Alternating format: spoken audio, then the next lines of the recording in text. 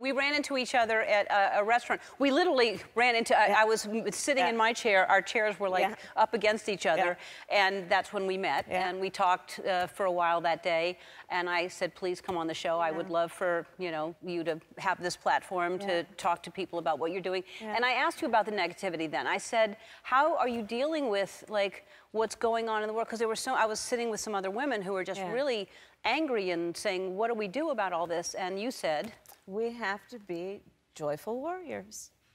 You know, I decided at the end of last year, it was just, there was so much that was just creating anxiety and depression and anger. And I was like, I'm done with that. I'm done with that. I don't like that feeling. I don't think any of us do. And let's just go into 2018 and be joyful warriors. I like that term, joyful warriors. And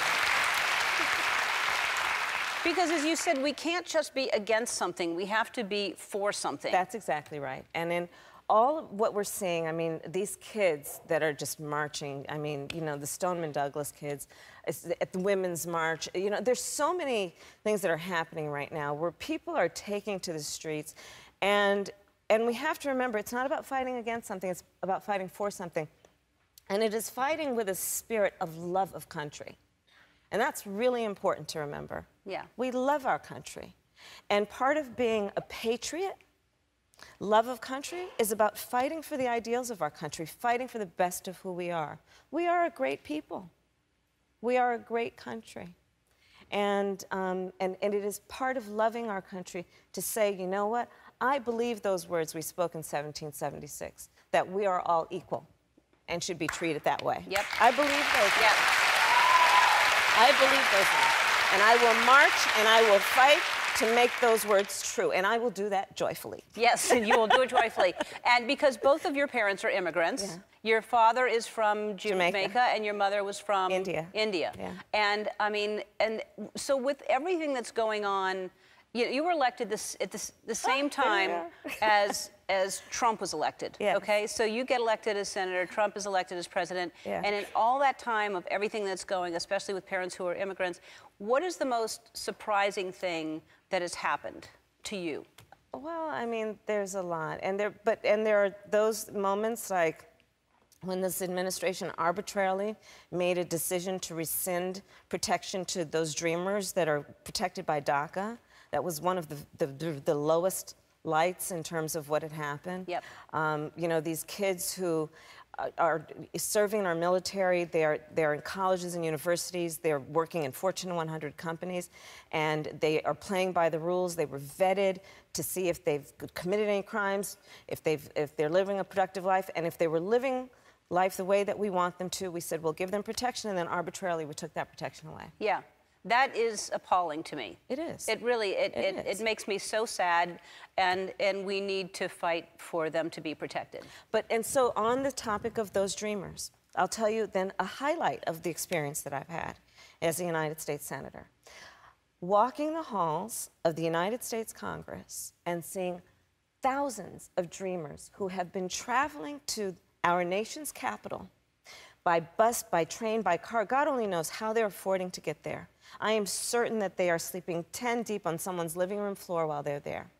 And they are there every day, walking the halls, truly believing that if the members of the United States Congress see them and hear their stories, that we'll do the right thing. These kids believe in our democracy. That's a beautiful thing. Yeah. Yeah. It's a beautiful thing. Yeah. Right? So we have to do right by them. Yeah, that's right. Yeah. That's right. But I see them, like I see so many of these other kids, as being our future. And so I say our future is bright because they do believe in our democracy. They do believe if they are heard and seen that it will matter and that people will listen. Yeah. And I think that these kids that are, you know, the march that just happened in Washington, they will make a difference, don't you? I mean, first of all, they're going to be eligible to vote soon, and they can make changes if they're not happy with what's going on. It's been happening for a while where people have put it out there that you might be running for president or that they want you to run for president. You're probably not going to answer me, but I'm going to ask you anyway. You're right. But on both counts. You won't answer. I'm not going to answer. No. What then? But here's let me see what your answer is, though. Will you run for president? Okay, let me tell you that. What's your answer? So here's my answer. Right now, we are in the early months of 2018. And at this very moment in time, there are people across America who have priorities around their health care, have priorities around can they get through the end of the month and pay the bills, pay off their student loans, can they afford to pay for gas, housing, critical issues.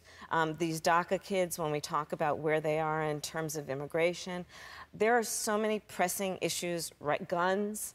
We've got to pass an assault weapons ban. We need to have universal background checks. These are immediate needs, and these are the things I'm focused on right now.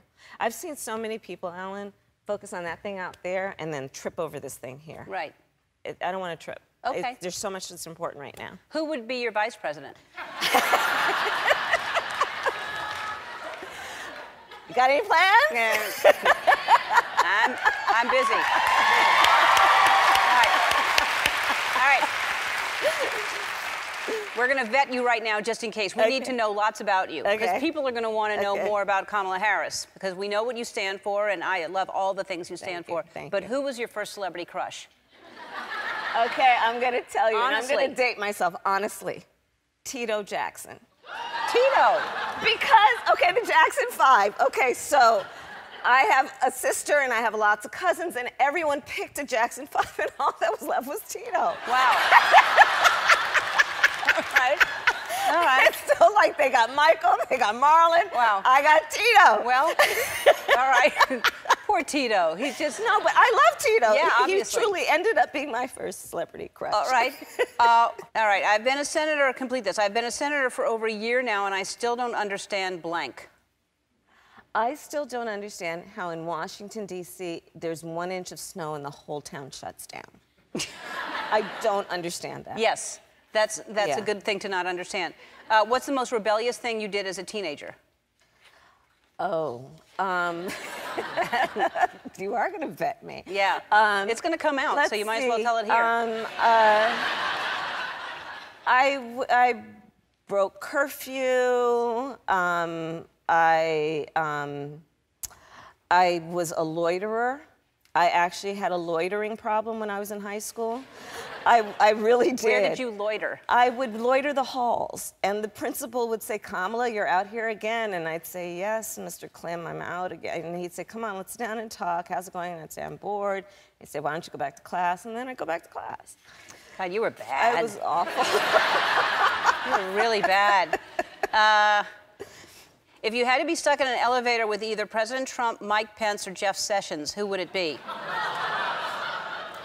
Does one of us have to come out alive?